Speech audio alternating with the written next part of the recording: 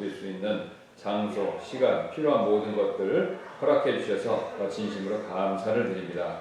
우리가 늘 모이는 것이 당연한 것 같고 우리가 늘 누리는 것이 또 일상적인 것 같지만 하나님께서 베풀어 주신 큰 은혜임을 우리가 항상 기억하며 우리가 주님 앞에 감사하는 마음으로 영광 돌릴 수 있도록 예배할 수 있도록 우리의 마음과 뜻과 생각을 주님께 이렇게 고정할 수 있도록 저희들의 마음을 주장하여 주옵소서. 오늘도 우리가 하나님 말씀을 살피려고 합니다. 하나님께서 복을 내려주셔서 사도 바울이 2000년 전에 자신이 복음을 전했었을 때 사용했던 중요한 원리 또 원칙들을 우리가 또 성경 말씀을 통해서 살필 때 우리에게도 그것이 복이 되고 그것을 우리가 근거로 믿지 않는 자들에게 복음을 전할 때 지혜롭게 잘 전할 수 있도록 하나님께서 은혜를 베풀어 주옵소서. 감사드리며 주님께서 함께해 주실 줄 믿고 모든 말씀 예수님의 존귀하신 이름으로 기도드렸습니다. 아멘. 예, 우리 이어서 계속해서 지금 로마서에서 바울이 2000년 전에 어떻게 이제 복음을 전했을 때 사용했던 그 원리, 복음 전도의 원리입니다. 그 내용 계속 살펴보도록 하겠습니다. 제가 이제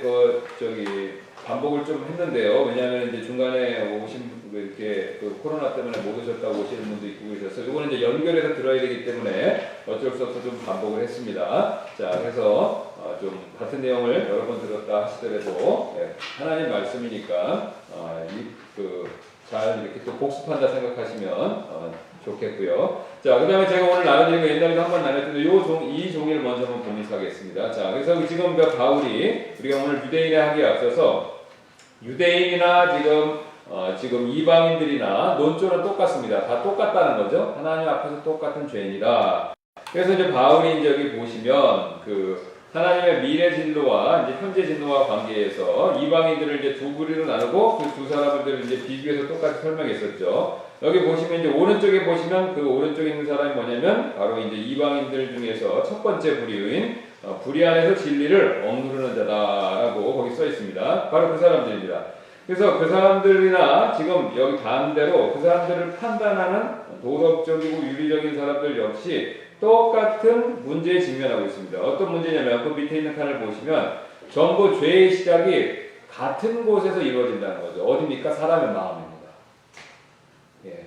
여러분 제가 다시 한번 거듭해서 말씀드리는데요. 우리가 이 복음을 전할 때 죄인이라는 것을 깨닫게 해주려면요. 행동을 지적하시면 소용없습니다.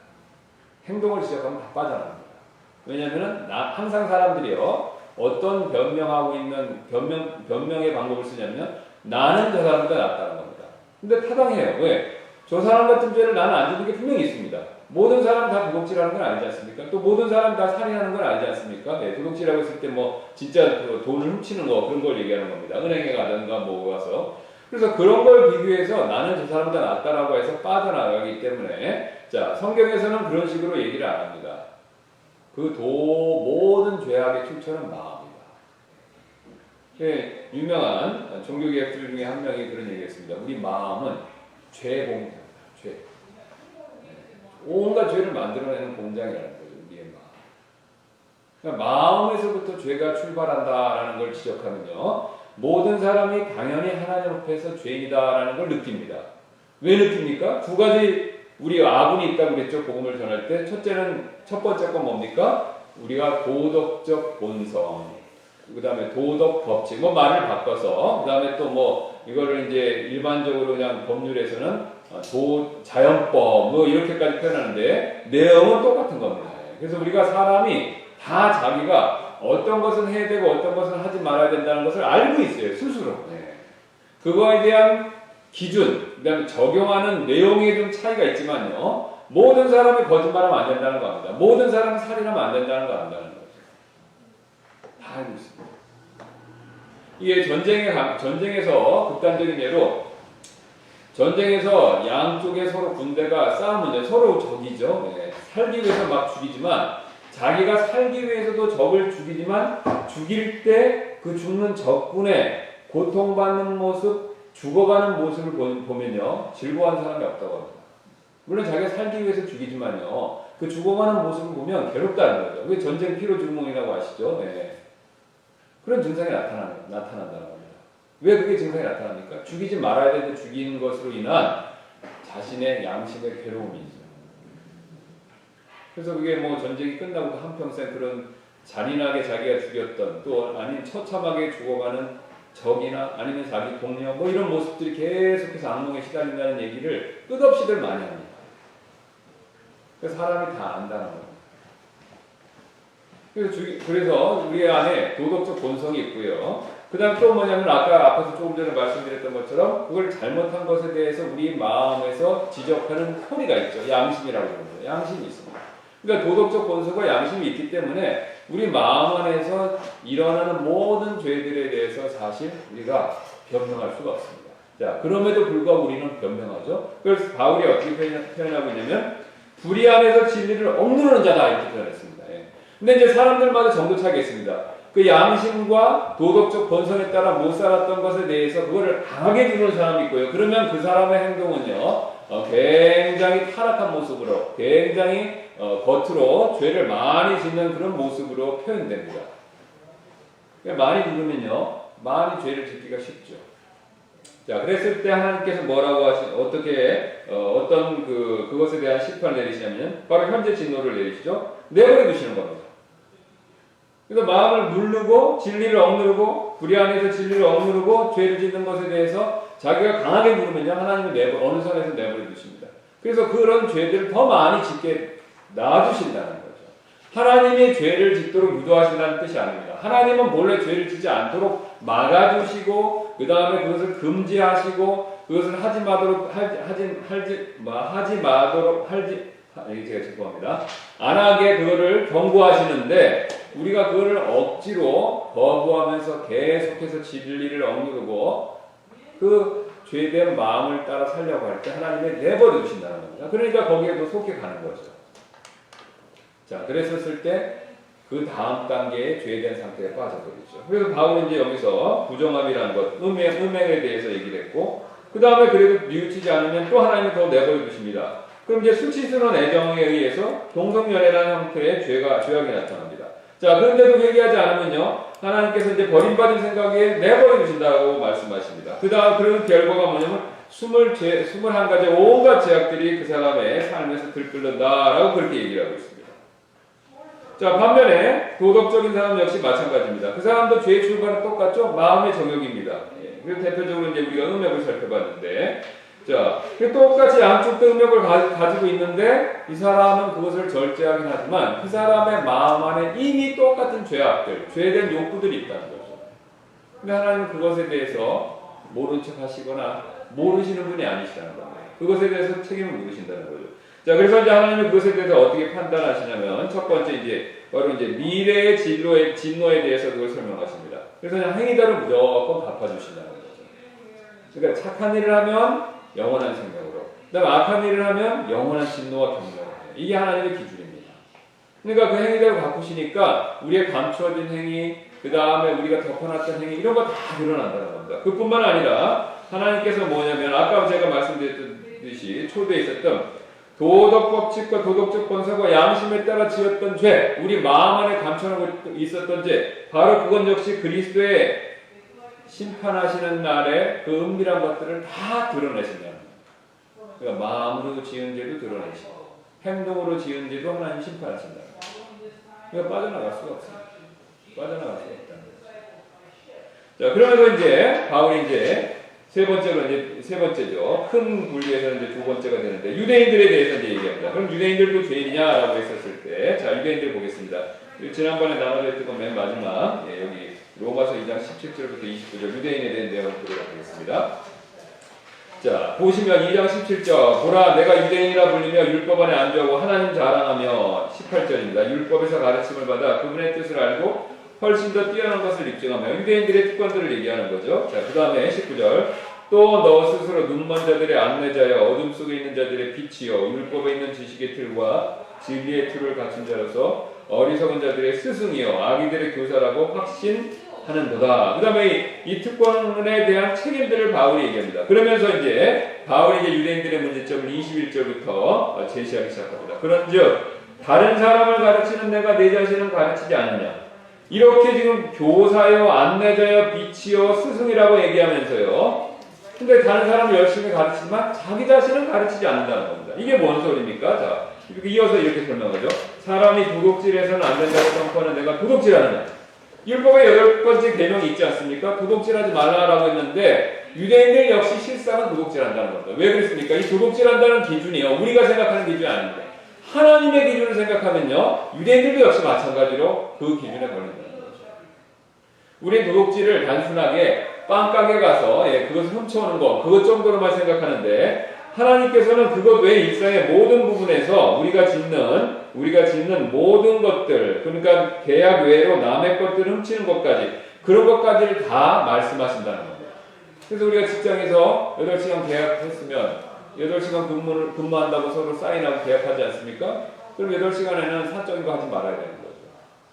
또 8시간 하고 1시간 더 일시키면 주인 입장에서는 1시간에 대한 임금을 지불해야 돼요. 그게 계약에 서로 맞는 겁니다. 그러니까 서로 줘야 될 걸 안 주고, 안 줄 거 주고, 그러면 안 된다는 거죠. 그런 거 다 성경에서 하나님께서는 계약 위반이고 그건 도둑질이라고 해요. 그러니까 하나님께서 높은 기준을 제시해서 다 체크해보면요, 다 걸린다는 거예요. 다 걸린다. 만약에 직장에서 그 사장님이 정확하게 해야 된다고 생각하고 직장 직원들이 8시간 근무하기로 했으니까 나는 8시간에서 1분만, 10분만 더 지나도 무조건 그거에서 그러니까 엑스트라로 다 그거를 지급하겠다. 그 대신 당신들은 8시간 안에 무조건 회사에만 해야 된다라고 그렇게 딱 정하고 감시 카메라 딱 달아놓고 핸드폰 뒤에서 하는 거 뭐 하는지 뒤에서 카메라로 다 보고 있으면요, 여러분 어떻겠습니까? 굉장히 갑갑하겠죠. 게다가 그분이 무슨 AI 인공지능까지 해갖고 해서 내가 컴퓨터에서 하는 일에서 잠시라도 딴 걸로 빠지나, 뭐 유튜브라도 보나, 이메일 개인적으로 것도 하나, 이것까지 다 체크하는 거예요. 굉장히 갑갑하겠죠. 그리고 거기에서 걸리지 않을 사람이 있겠습니까? 굉장히 어렵습니다. 근데 우리는 사람이니까 사람의 기준으로 괜찮지 하고 넘어가지만요, 하나님은 하나님의 기준으로 우리를 심판하신다는 게 문제입니다. 이 땅에서는 우리 기준이 통하고 우리 기준대로 하고 그걸 우기고 주장하고 하나님 앞에서 그것을 예외로 삼을 수 있지만요, 죽음 이후에 한 번 죽는 것은 사람에게 정하신 것이 그의 심판이 있다고 했습니다. 죽음 이후에 하나님의 재판서 앞에 섰었을 때 하나님이 제시하는 그 법률, 하나님이 심판하시는 그 기준, 이걸 거부할 수 없다는 데 문제가 있습니다. 이게 심각해요. 한번 체포된 사람은요, 그래서 세상 법정에 쓴 사람이라고 하더라도 거기에서 얘기하는 판사가 그 형법책에서 제시하는 법률을 거부할 수가 없습니다. 못 빠져나가죠. 하나님 앞에서도 마찬가지입니다. 근데 하나님이 자신의 기준으로 우리에게 그걸 심판하시고 그것에 대해서 물으신다는 거예요. 그 앞에는요, 하나님을 안 믿고 뭐 다른 종교를 믿었든지 무신론을 믿었든지 진화론을 믿었든지 자기 주먹을 믿었든지 자기 돈을 믿었든지 자기 학식을 믿었든지 상관없어요. 뭘 믿었든지 관계없이 하나님이 여기 말씀대로 행위대로 다 갚아주신다는 거죠. 그것도 마음에서부터 일어난 일에 대해서 모든 것을 하나님이 엄밀하게 심판하신다는 거예요. 그러니까 그런 면에 있어서 유대인들도 예외는 아니라는 겁니다. 자, 그 다음에 사람이 가늠해서는 안 된다고 말하는 데가 가늠하느냐. 가늠의 조건도 우리가 살펴봤지 않습니까? 가늠의 조건도 마찬가지입니다. 마음에서 음욕을 품으면 예수께서 이미 가늠했다라고 말씀하시죠. 이게 하나님의 기준입니다. 자, 우리 거기서 다시 한 번 더 자세히 살펴볼 텐데요. 마태복음 한번 5장으로 가겠습니다. 5장 21절. 예수님이 이제 그 기준을 명확하게 제시하셨죠.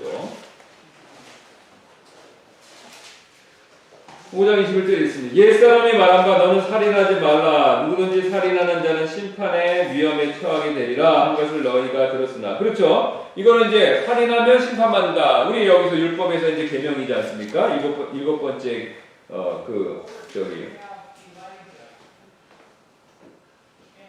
여섯 번째 계명이죠. 여섯 번째 계명입니다. 살인하지 말라라고 얘기했죠. 자, 그 다음에 이제 22절 보겠습니다. 나는 너에게 이르노니 누구든지 까닭 없이 자기 형제에게 화를 내는 자는 심판의 위험에 처하게 되고 자, 보세요. 21절 보시면 살인하는 자는 심판의 위험에 처하게 됐다라고 말씀하시는데 22절에 예수님께서는 그 기준을 더 높게 제시하십니다. 마음에서부터 제시하시죠. 화를 내는 자는 심판의 위험에 처하게 되고, 그러니까 둘 다 똑같이 심판의 위험에 처하게 됐다고 말씀하십니다. 살인하는 자는 심판의 위험에 처하게 되는데 화를 낸 자도 심판의 위험에 처하게 된다라고 말하죠. 그래서 누구든지 자기 형제에게 라가하고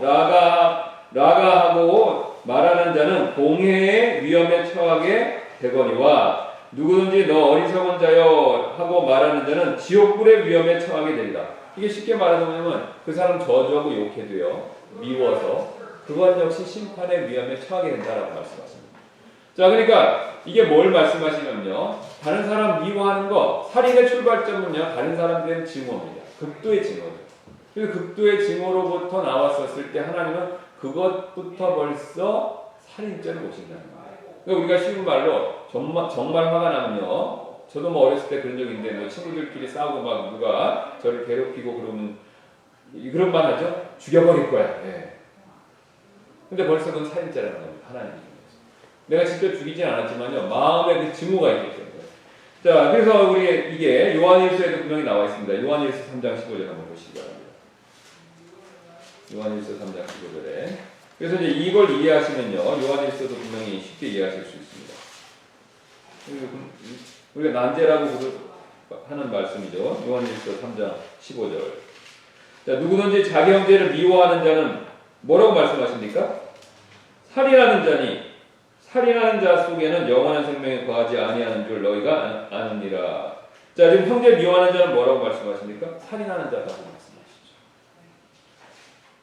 그러니까 미움, 극도의 미움, 살인하고 싶을 정도의 극도의 미움이 있으면요, 이미 살인의 죄에 해당한다라고 말씀하시죠. 그리고 그거에 대한 표현으로서 여기서 라가라고 하는 멍청이라는 뜻입니다. 그러니까 어리석은 자라고 이렇게 말했었을 때 이미 벌써 그 죄에 해당된다는 거죠. 그러니까 저를 보시면요, 자, 제 마음 안에 누구에 대한 증오가 있습니다. 죽이고 싶은 마음의 미움이 있습니다. 그래서 그 말로 표현이 나왔습니다. 죽이겠다. 여기 성경에서는 마태복음 예수님 표현대로 어리석은 자라고 욕을 했습니다. 그리고 행동으로 그 사람을 죽이는 단계가 있죠. 자, 그런데 이 사람을 죽일 때요, 정상적인 사람은요, 이 과정이 그대로 된다는 겁니다. 미움이 나오고요, 미움이 언어로 표현되고, 그 다음에 그게 나중에 행동으로 간다는 거죠. 미움이 없는데 죽이는 사람은 없습니다. 정신적으로 이상 있는 사람. 근데 그 사람도 어떤 동기가 분명히 있습니다. 상담하는. 그러니까 과실치사, 실수로 죽이는 것 아닌 이상은요, 운전하다가 우리가 잘못 보고 신호를 잘못 보거나 이렇게 해서 뭐 안 보여서 이렇게 해서 실수로 사람을 칠 수 있지 않습니까?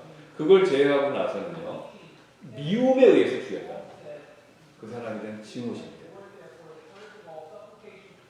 그러니까 이미 벌써 마음의 증오를 품었었을 때 벌써 그것이 심판의 위험이 있다고 말씀하십니다.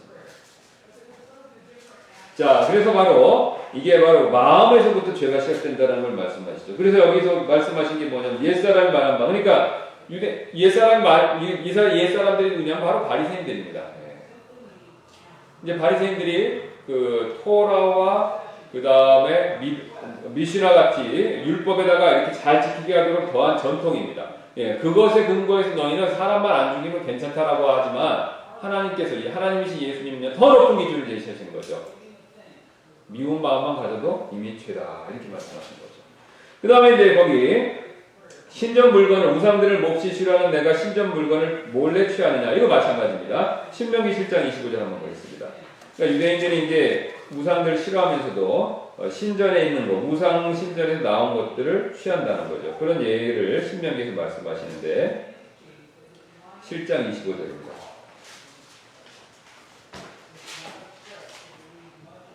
자, 이제 여기서 경고에서 말씀하시죠. 7장 25절. 너희는 그들의 신들을 새긴 형상들을, 그 신들을 새긴 형상들을, 그러니까 신들을 새긴 형상들을요, 불로 태우고 너는 그것들의 입힌 은이나 금을 탐내지 말며 그것을 취하지 말라. 내가 그것으로 인하여 올무에 걸릴까 염려하나니 그것은 주 내 하나님께 가증한 것입니다. 자, 우상들은 아시는 대로 금이나 은으로 만들지 않습니까? 그러면 이제 그거를 우상이라고 해서 유대인들은 싫어해야 된다는 거죠. 하나님께서 그걸 가까이 하면 안 된다고 말씀하시는 겁니다.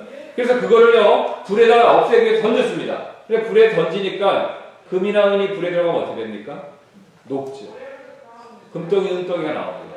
근데 유대인들이 그걸 취한다는 거예요. 하나님 그걸 취하지 말라고 말씀하시죠. 그럼 우상은 멸시하면서 싫어하면서 왜 그 우상에서 나오는 금이나 은은 취합니까? 욕심이죠. 욕심입니다. 금과 은에 대한 욕심. 마음에부터 욕심이 있기 때문에 겉으로는 우상 숭배 안 한다고 하지만요, 그 우상에 붙어있는 금과 은, 이거는 취한다는 거예요. 그러니까 말이 안 되는 거죠. 우상을 몹시 싫어하며 내가 신전 물건을 몰래 취하느냐. 그러니까 우상 싫어하면서도 그 신전에 있는 금이나 은, 이런 것들은 다 자기들이 취해서 자기 것을 취한다는 거죠. 그러니까 여기서 바로 유대인들이 이렇게 이중적으로 하는 모습을 계속해서 그 바울이 강조하죠. 그 다음에 2장 22절 말씀, 23절 말씀 보면요. 율법을 자랑하는 내가 율법을 어김으로 하나님을 욕되게 하느냐. 그러니까 율법 자랑하지만 결국은 자기들이 그걸 지키지 않음으로써 마음에서부터입니다. 바로 율법을 어김으로써 하나님을 욕되게 만든다는 거죠. 자, 그래서 이것은 기록된 바 하나님의 이름이 너희로 말미암아 이방인들 가운데서 모독을 받는도다 함과 같으니라. 성경은 유대인들의 이런 모습을 예수님께서 한 단어로 정의해 주셨죠. 바로 위선입니다. 위선이죠. 그리고 유대인들 중에서 이런 위선을 가장 심하게 보여줬던 사람들이 누구냐면 잘 아시는 바리새인들입니다. 왜냐하면 가장 종교적이기 때문에. 여기서 굉장히 중요한 원리가 나옵니다. 여러분이 종교적일수록요 위선이 심합니다. 모든 종교가 똑같습니다. 우리 기독교인들도 영향을 받습니다. 바리새인의 누룩, 위선을 예수님께서 예수님 제자들에게 조심하라고 강조하셨거든요. 구원받은 제자들한테. 구원받은 사람도 영향을 받을 수밖에 없는 게 위선이기 때문에 위선은요 모든 종교를 믿는 모든 사람들에게 다 해당되는 죄악입니다. 그래서 우리가 마태복음 한번 가서 한번 다시 보겠습니다. 예수님이 얼마나 신랄하게 비난하셨냐면 마태복음 23장 13절부터 28절입니다.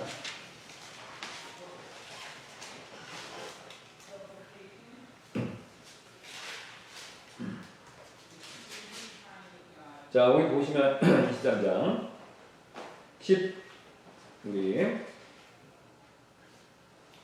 13절이죠. 그 위부터 계속 말씀하시는데 제가 한번 좀 읽겠습니다. 내용이 좀 길지만 그러나 서기관들과 바리새인들 뭐라고 말씀하십니까? 위선자들아. 너희에게 화가 있을지어다. 너희가 사람들에게 하늘의 왕국을 닫고 너희도 들어가지 아니하며 안으로 들어가려 하는 자들도 허락하지 아니하는도다.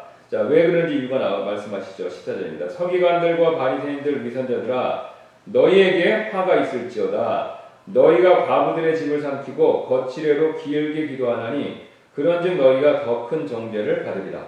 자, 과부를 위해서 기도해주고 길게 거칠애로 하지만요 실제 과부의 제사는 자기들이 먹는다는 겁니다.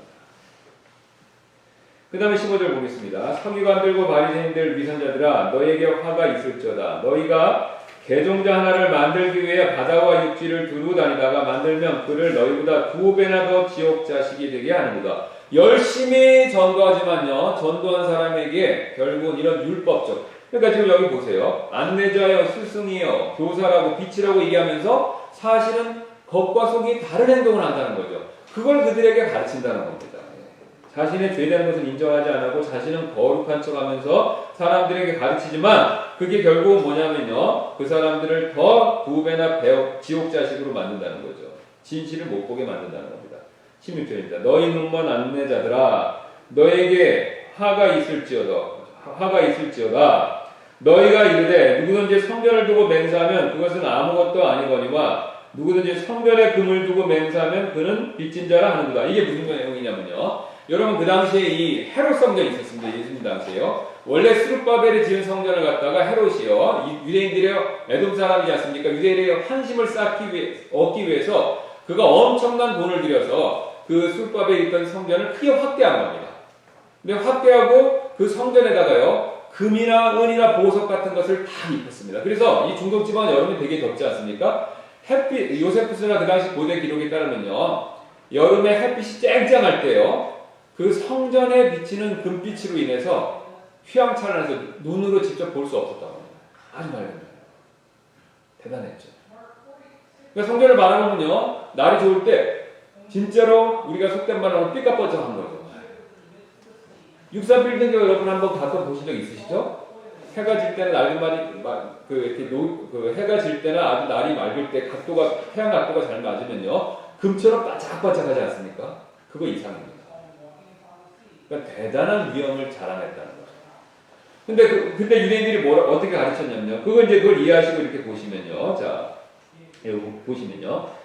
너희 눈먼자들아 너에게 화가 있을지어도 너희가 이르되 누구든지 성전을 두고 맹세하면 그것은 아무것도 아니거니와 누구든지 성전에 금을 두고 맹세하면 그는 빚진 자라.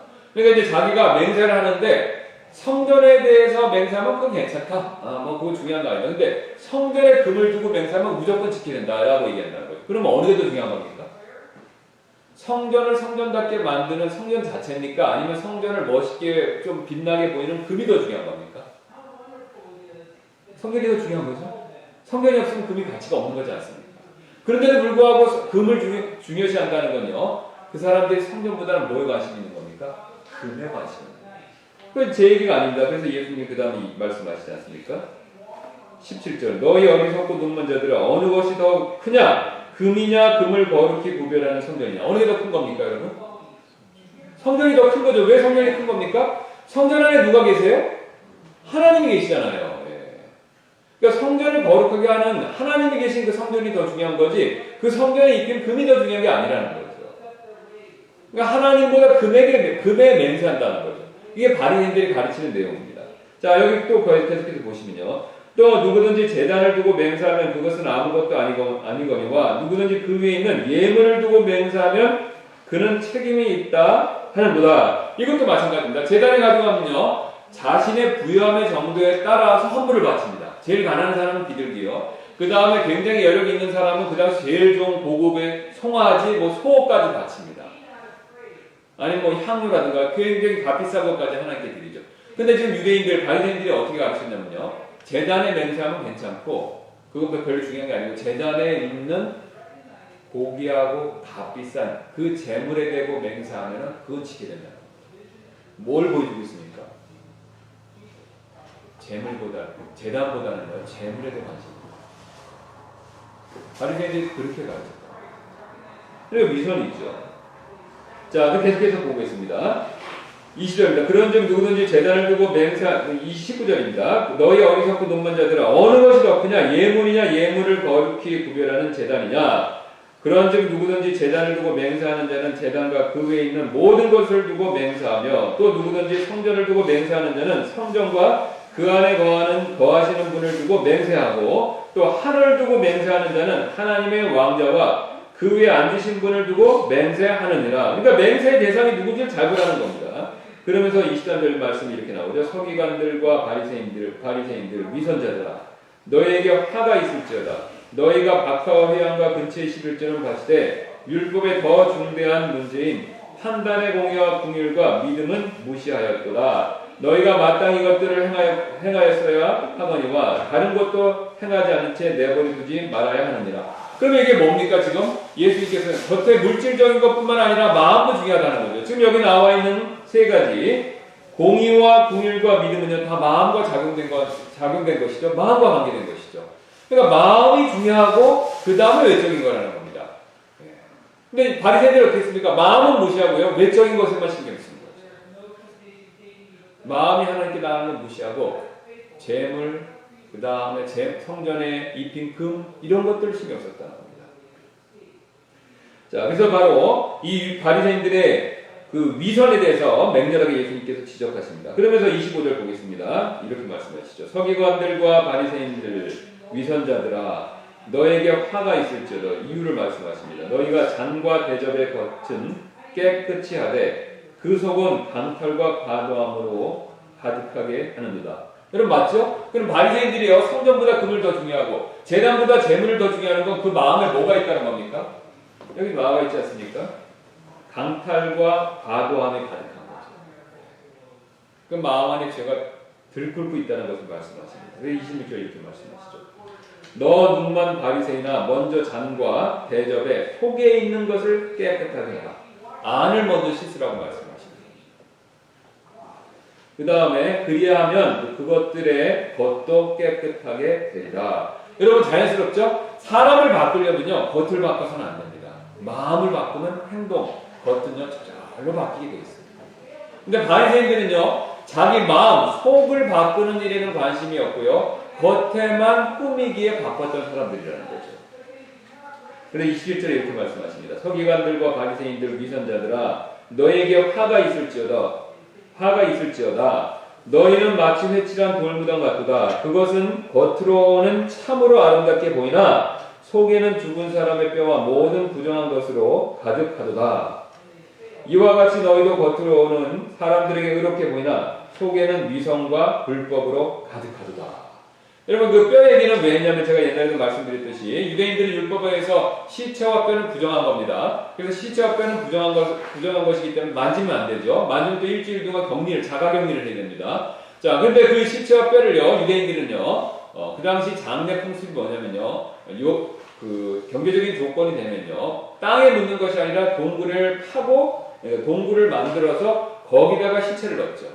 그럼 시체를 넣으면 시신이 부패하면요 그 부패한 시신에 남아있는 뼈를 모아서 납골함에다 그걸 이렇게 그걸 집어넣습니다.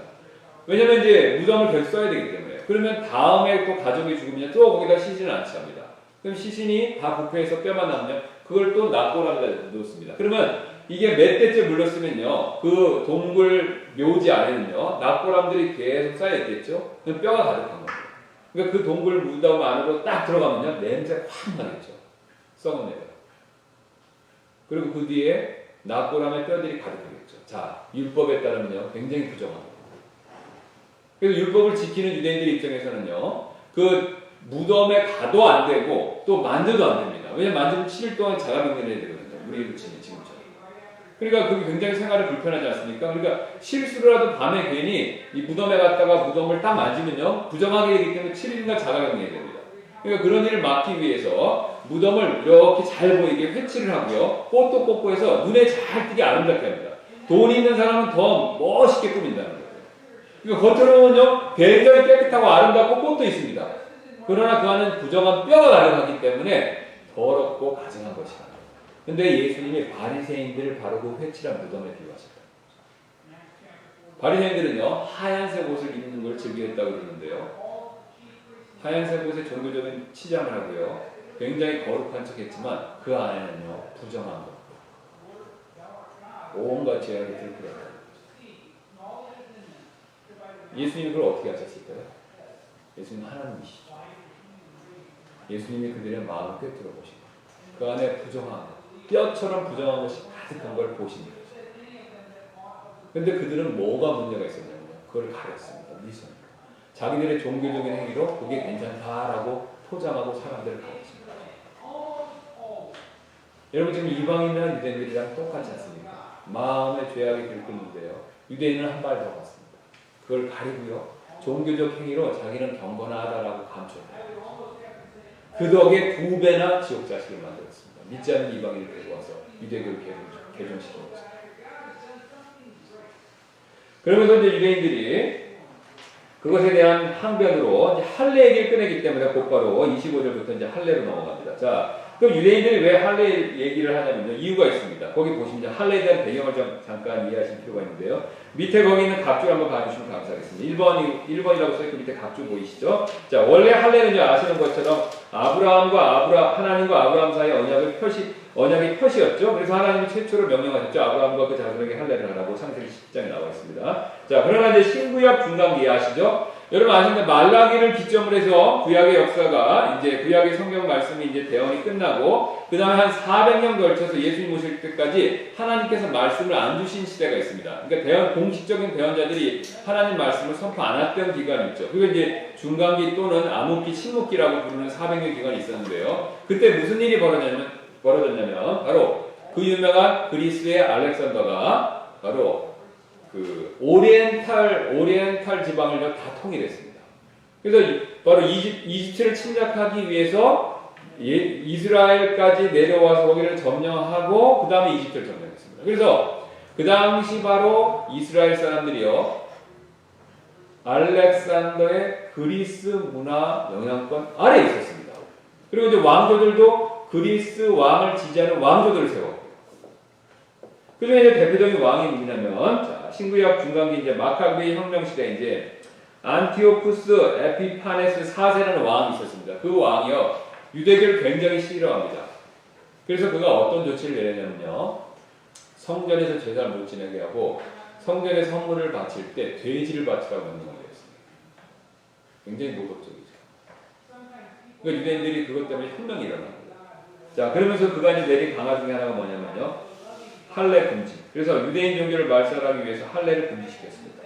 그러니까 당연히 정통 유대인들은요 이전보다 할례 의식을 더욱 강화하면서 대항할 수밖에 없었죠. 할례 못하라 그러니까 그러면 거기 영향받는 사람, 나라에서 정부에서 할례 하지 말라니까 안 해도 되겠네라고 막 그 당시도는 뭐 이런 미디어 같은 걸 동원해서 할례 하지 말라고 막 선전을 했겠죠. 이제 하라고 설득하고. 그러니까 사람들이 어떻게 했습니까?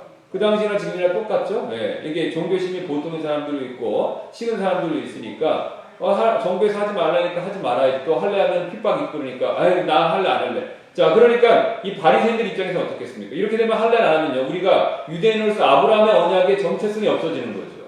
그럼 유대인이 아닐 수가 있게 되는 겁니다.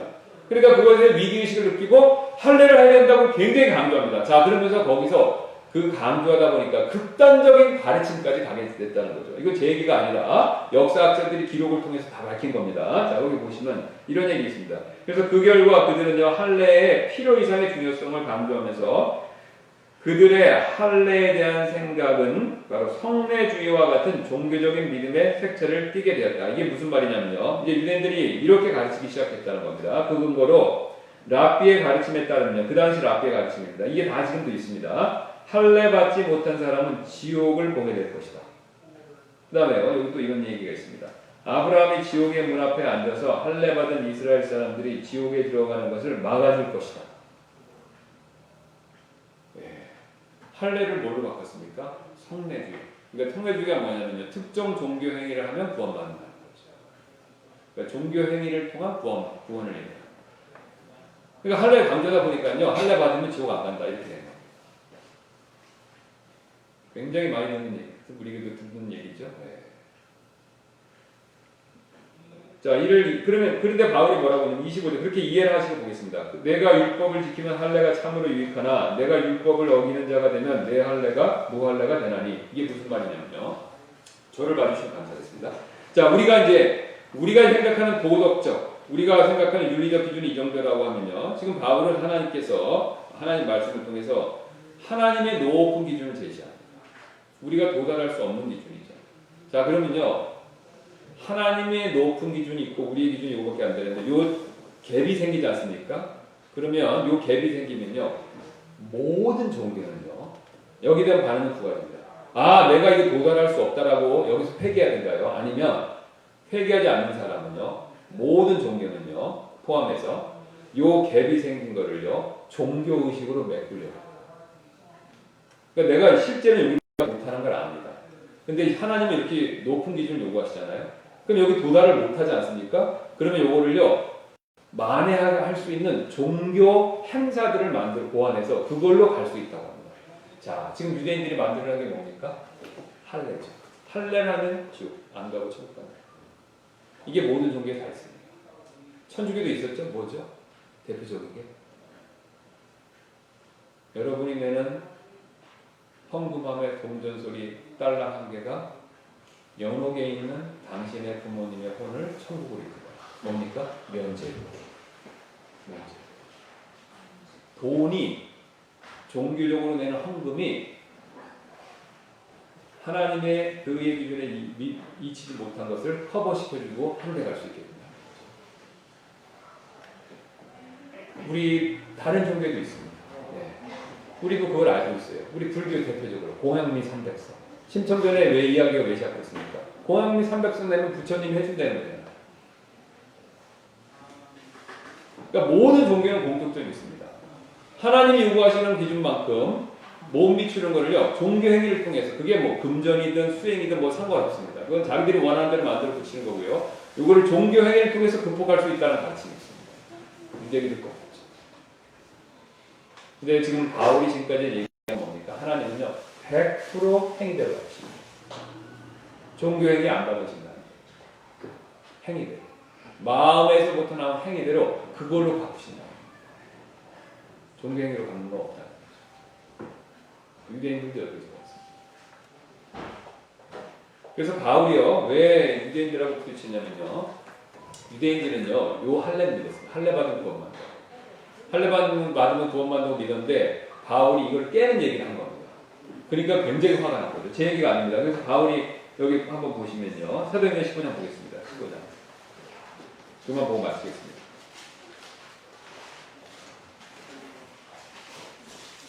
15장이죠. 자, 유대로부터 내려온 어떤 사람들이 형제들을 가르치며 이르되 너희가 모세의 관례대로 할례를 받지 않으면 능히 뭐라고 얘기하고 있습니까? 구원받지 못하리라. 예, 할례를 받지 않으면 구원 못 받는다고 얘기하는 거죠. 그럼 할례를 받으면 구원 받는다는 거죠. 그렇게 가르침이 있었다는 겁니다. 벌써 그 시대에. 그 다음 21절 보겠습니다. 21장 21절. 이만 보고 마치겠습니다.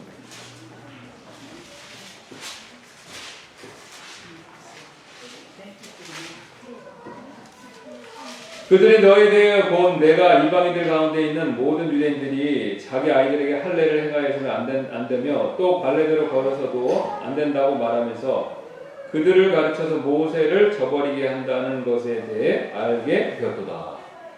그러니까 바울이 사실은 할례를 하지 말라는 가르침이 아닙니다. 할례를 구원 못 받는다고 그랬는데 이 사람들이 뭐라고 생각하냐면요, 바울이 할례를 못하게 한다라고 그렇게 생각했다는 거죠. 바울의 얘기를 오해한 거죠. 그 바울이 5장 갈라디아서 5장 보겠습니다. 5장에 이런 얘기를 합니다. 갈라디아서 5장. 바울이 왜 핍박을 많이 유대인들한테 당하는지 그 핵심이 바로 할례에 있습니다. 5장 11절. 형제들아, 나 곧 내가 아직도 할례를 선포한다면 어찌하여 아직도 핍박을 받겠느냐?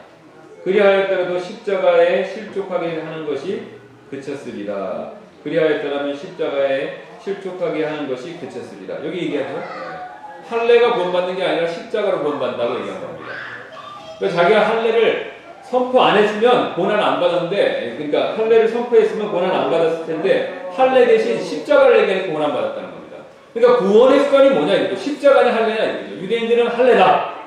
바울은요, 할례는 아니다. 지금까지 바울이 얘기한 내용이 이겁니다. 제가 지금 설명드린 게.